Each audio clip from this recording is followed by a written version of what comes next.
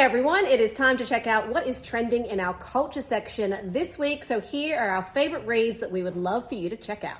First up, we've got a great and really thought-provoking article from Nikki. It's called Fairy Tales and Disney Princesses, How Far Have We Really Come with Inclusion? I think the title probably speaks for itself, but Nikki has a look at the way that growing up, she didn't see certain people represented on screen and how those trends are thankfully changing, but how we still have a really long way to go. Anyway, it's a great one. Please go and check it out. Next up, it's actually one from yours truly. It's called, Yup, Parenting is Hard, but Is Our Drinking Culture Making It Worse? This one's really close to my heart because I actually got to catch up with a really dear friend of mine. Her name's Maz Compton.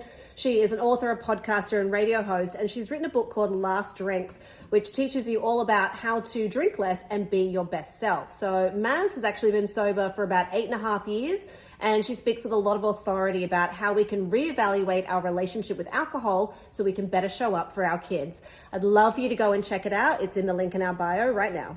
This Sunday marks the start of NAIDOC Week, which is an annual celebration that we observe every year where we recognize all of the amazing achievements of our First Nations communities. So we've put together a guide on how to speak to your children about NAIDOC Week. It's an age-specific guide as well, so you can tailor it depending on whether or not you've got a toddler or a tween, because it's something that's super important if you live in Australia to be aware of and educated around, and obviously something to really get your kids involved with too.